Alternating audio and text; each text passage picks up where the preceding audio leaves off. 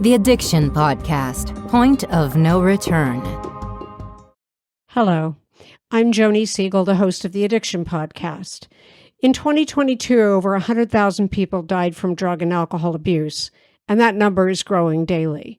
Fentanyl poisoning, pot, cocaine, heroin, and even psychedelics and alcohol all contribute to this crisis, while we're bombarded with promotions from thousands of rehabs.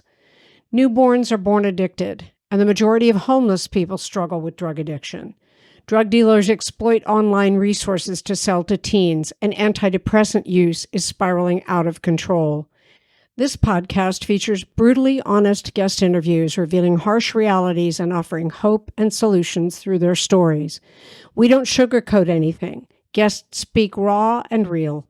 More importantly, you'll find inspiration to understand, overcome, and achieve recovery, whether for yourself or to help others, some within your own family, many among your friends or associates.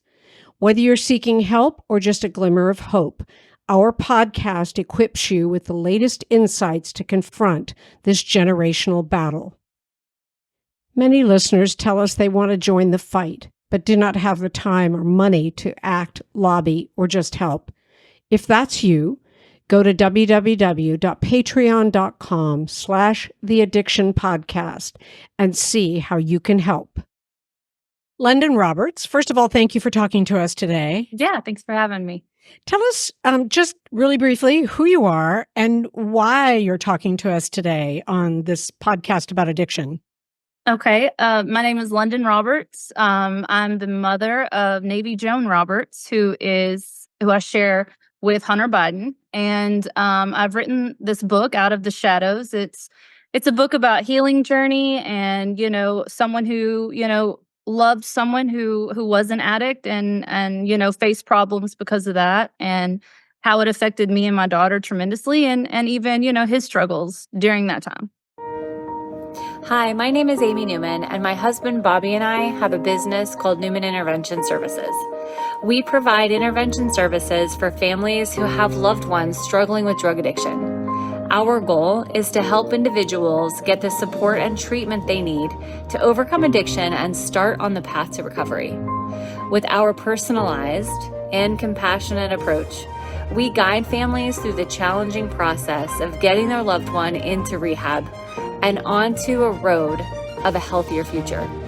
Together, we can make a positive difference in the lives of those affected by drugs. If you or someone you know is in need of an intervention, don't hesitate to reach out to us.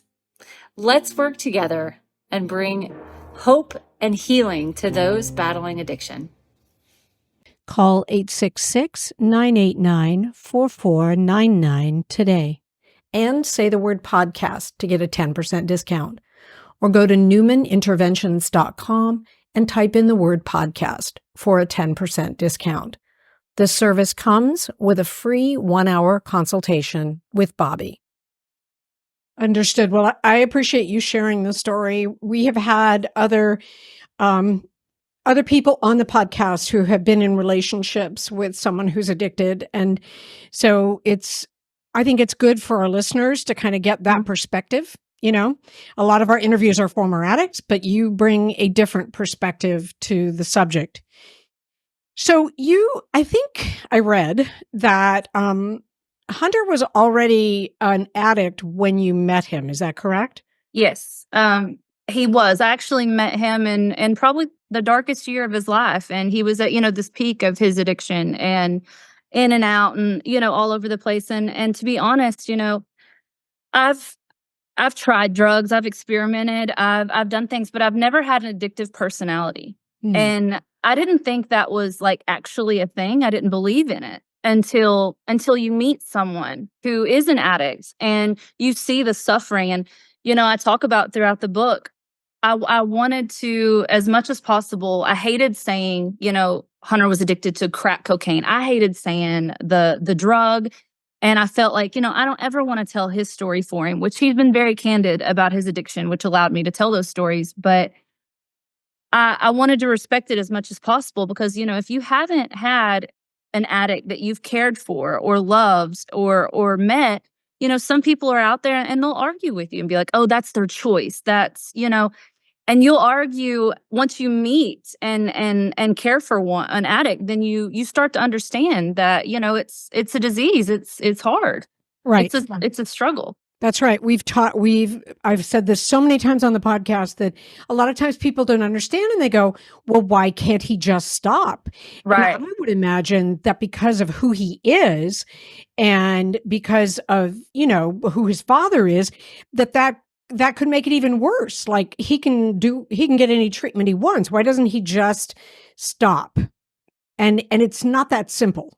Because it affects it's not just a physical addiction, it's a mental addiction and it's a spiritual addiction. And if you don't understand that, then you don't really understand how it works and how hard it is. So before you met him, had he been to any treatment program? Yes, I believe so. He'd been in and out of treatment programs. Like I said, he's been very candid about his addiction, and he's talked about, going into rehabs and coming out, and how he'd always told me, it started with alcohol and then it would progress. Right. And I think he struggled with that for a long time before I came into the picture, years and years. But, I don't think that it had gotten to this, certain type of drug and this much during this time. I would, during the time I knew Hunter, I would watch him take, mind-blowing amounts of drugs and alcohol at the same time. And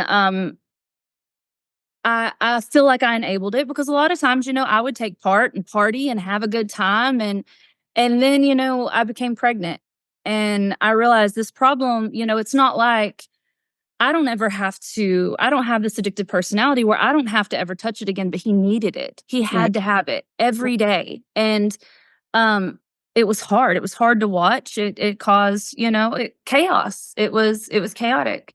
Yep. Did you try to get him into treatment? No, okay. I did not. Okay. Well, I say that I didn't know much about treatment or anything about that, looking into rehab facilities. I'd always heard, really the only addiction story that I had heard about was, Chandler Bing from Friends. Matthew Perry had come out with his addiction issues and stuff like that. And so I knew there were some big ones in California, and Hunter had told me about those. But I'll say this, Hunter was very, very accountable with his addiction. He owned it. And he would tell me, when him and I, there were a very few times we sat down and had the conversation about how serious his addiction is. And, Hunter had a way of deflecting and avoiding and, not making it that big of an issue. It was kind of like this pipe with all this paraphernalia was like going outside and smoking a cigarette. He would have a way of making it seem less than what it was. And, at one point he would tell me, he would say, this is my addiction. I chose this, and I'm the one that took the initiative to start it, and nobody can make me quit. I have to quit when I want to, which is crazy, because what a lot of people don't know is behind the scenes, reading this book, they'll see I get out of that relationship with Hunter, and I'm pregnant, and there's this abandonment, and I feel like I've enabled him, right, because of his addiction. And I've made excuses for him because of his addiction. And I have my daughter, and I find my purpose in life. And, I even struggle with mental health, and I crawl out of this dark place that I was in and decide, that I can be a mother and I can do this. And my maternal instinct kicks in, and I get into another relationship. And when I start getting into this other relationship, the paternity suit's happening, and it's public. It's all over the place. And the person that I'm in a relationship with, even though I warned them, what was to come, they claimed they could handle it, they could do it, but they just could not handle all the media and everything that came with it. And they handled that stress by using drugs. Then they became an addict, but not the responsible kind. Yeah. That Hunter, where Hunter was like, this is my addiction and I'll quit when I want to. This guy, behind the scenes of the paternity suit, I'm dealing with media and all this other stuff. And I'm also dealing with this guy who. You are listening to the Addiction Podcast, Point of No Return. For more information on the podcast, or to reach out if you have a story you would like to share with us, go to our Facebook page by the same name, or you can email us at theaddictionpodcast@yahoo.com, or go to our website, theaddictionpodcast.com. And please remember to subscribe to our podcast wherever you listen to podcasts and give us a 5-star review. We appreciate you listening to the Addiction Podcast, Point of No Return. We don't do this podcast because we are former addicts. We don't do this podcast because we have loved ones who have suffered from addiction. We do this podcast because we feel that addiction is one of the biggest problems facing the world today, and that no matter who you are, no matter your religion, no matter your income status, no matter your race, no matter anything about you, addiction affects you. This podcast is a free resource for anybody looking for help with addiction. Who starts blaming his addiction on me and the paternity suit. Okay. And so, then I find myself in another dark place because, I knew Hunter had, I'd been around Hunter and fell in love with an addict, and I'd seen him suffering. And now, I care about this guy, but it's a different kind of character that I'm dealing with. This one is putting the blame all on me and my problems. And there's a lot that went on behind the scenes that I had to deal with that people don't know until they read the book. Right. And of course, the problem with that viewpoint, him saying that it's all your fault and it's the paternity suit and it's the publicity, the problem with that is when someone says that, they're not taking responsibility for their addiction. And until they do that, they're not going to get clean and sober. It's not going to happen. Right. So right. And that was... And it was hard. It was hard to deal with. But a lot of people, I think don't know about, everything that happened behind the scenes. And the way that I resonated and the way that I cared about his addiction, this other guy, is just because I'd seen Hunter suffer. Right. There's a chapter in the book, where I thought that Hunter was going to lose his life in my hands. And, it's kind of like you said earlier about his dad being one of the most powerful men in the world. You think that would make it easier, but in a situation like this, you can't call 911. You can't call the ambulance or somebody to come help him because if he's okay, it'll be in the tabloids. And if you know Hunter, he was this black sheep and he felt like such a disappointment to his family. And every time he turned around, it was another scandal. And I didn't want to call 911 and it be another scandal. But I also had his life in my hands. What am I to do? And I sit there with my phone in my hands all night, monitoring his breathing and, making sure that he was okay. And we got through the night. And, I've talked about, Hunter was in a state that I've never seen him that night. And it got really dark and it got really bad. And, I wonder if he even knows what he put me through that night or what he went through. Right. I didn't even think about that you can't, if it were me and I were your friend and I were possibly overdosing, you just call 911 and somebody comes and handles it. But you're dealing with Hunter Biden and you can't just pick up the phone and call 911 and handle it that way. Well, that's scary. Right, because if he was, to need 911, we call 911, he makes it, he would have been livid. That we did that to him. We called 911 and we put him out there, Right. And so that was always really tough, which is also one of the reasons when I got pregnant, I came to Arkansas because I thought, I don't want to be another scandal for him. Right. I didn't want that. Right. And I knew how much, that bothered him. Right. And he knew you were pregnant. Yes. Okay. But he didn't want to acknowledge the child? Well, I told him I was pregnant before I left DC. And the reason that I left was because he was in such a dark place. Right. And then, it goes from after I tell him I'm pregnant, a month or two passes and there's very few times we see each other and that communication. And then there's no communication at all. And I see his Porsche outside Joe and Jill's house in McLean, Virginia. And I thought, maybe, just maybe he's gone to get help. And this baby is the reason why, maybe he's in rehab and he's trying to do what's right because he knows after he listened to our daughter's heartbeat, he found himself in a darker place. How can I bring a child into the world and be in this state? And I finally tell him I'm going to Arkansas and, I'll raise this baby on my own. And that was the plan. And then you find yourself this web of things, that happen and transpire that you have to file a paternity suit because, there was threats being made. There were people, stalking my friends, and somehow I knew this secret after Joe had said that he was running for president. I knew this secret would be out.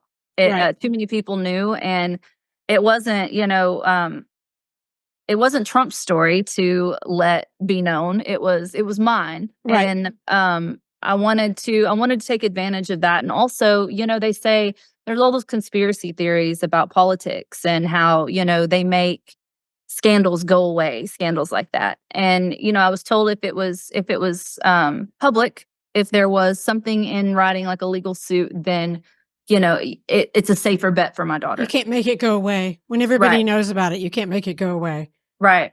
Yep. Okay. When was it you filed the paternity suit? 2019, I believe. Okay. And, Navy was born in August of 2018, but it took time because there were a lot of things that transpired and happened. But also, I hated so much that I was going to be a scandal for Hunter. I hated that because I cared about him, and I had seen Hunter at his lowest point in his life.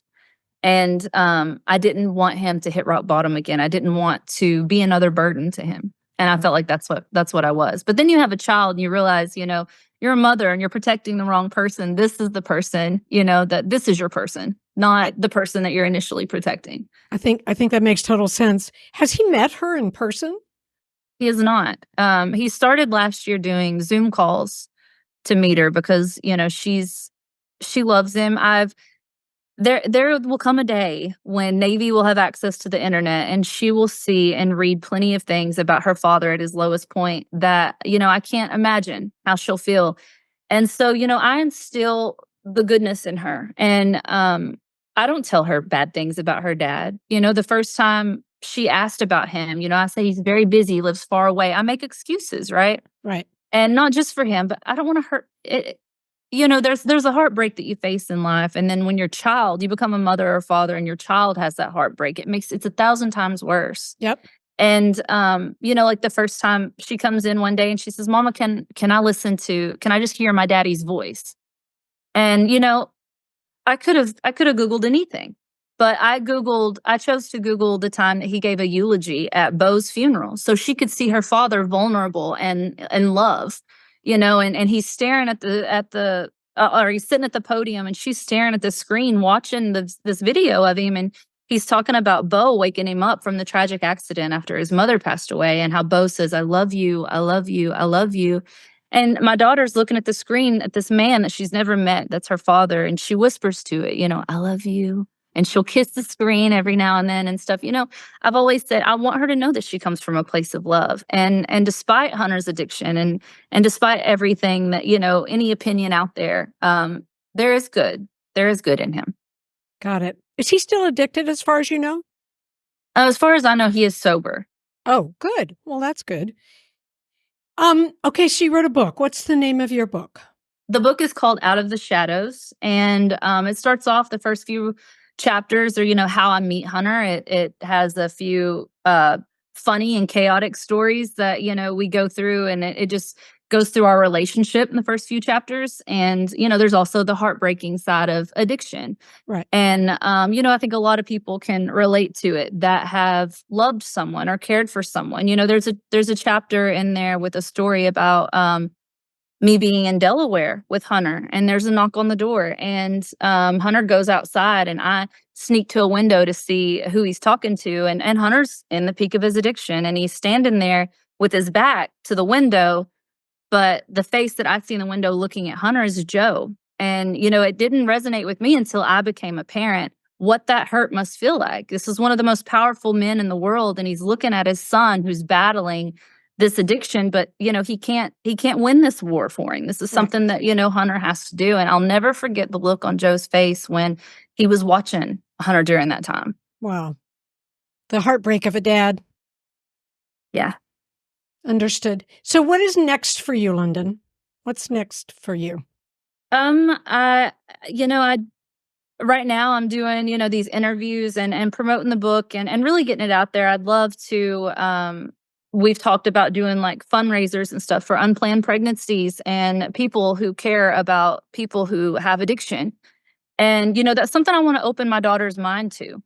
And I want her to, be very resilient, but I have to set an example for her. Right. And growing up in Arkansas, I had never known anyone that had, I was fortunate enough to not know anyone that truly suffered from addiction. My grandmother did, but her addiction ended in 93, and I was born in 91. So I don't remember it, but she could tell me stories, but I didn't know what it was like because I didn't live through it until I actually met someone, with addiction. I want Navy to be, very open-minded, and I want her to fight for the good of people. And, I want to help people who find themselves in those situations, or the unplanned pregnancies. And, mental health. I found myself very suicidal because I loved Hunter, and I didn't want to be a scandal for him. And mothers. I think that I would love to be open to engaging in those type of charities, fundraisers, stuff like that, and promote more awareness to it. I think that's great. I think, I think there's such a need for people going through what you went through to have someone to talk to about it, Right. because so often when there's addiction with a loved one, nobody wants to talk about it. And Right. the first step kind of to getting through it and moving on is to be able to talk about it and confront it and really know that it's there and acknowledge that it's there, and then figure out where you want to go from there with it. I think that's huge. Thank you. It is. And, it takes a lot of time. It's not something that people ask, why now? Why are you doing this now? Why? And it's like, it's, for example, people don't know about the other man that I was in a relationship with that, suffered from addiction. And it takes a toll, not just on the addict, but those that love and care for that person. Oh, yeah. And it's a healing journey, Yep. and it takes time. Yep, I agree. It does. London, thank you for sharing your story with us today. We appreciate it. It's a different aspect of addiction, but it's very relevant to what a lot of people go through. And I will definitely put the title of your book up on the video and in the notes. And I'm assuming the book is on Amazon. People can get it anywhere. It is. It's on Amazon, and I was told it's anywhere books are sold. Excellent. Thank you so much, London. Thank you. I appreciate it. Thank you for listening. I think that one of the things that London brings to the table in terms of experience is the idea of being in love with someone who is addictive, and, enabling them. You just can't do it. It's never going to work. You have to get help. You have to get them to agree to get help. And so once again, her book is called Out of the Shadows, and her name is Lunden, Lunden Roberts. And if you want to reach out to her, you can reach out to her on Instagram. Her account is Lunden Town, LundenTownn. Thank you for listening. We'll be back with another interview. You have been listening to the Addiction Podcast, Point of No Return. For more information, reach out to us on Facebook or go to www.theaddictionpodcast.com. Our email is theaddictionpodcast@yahoo.com.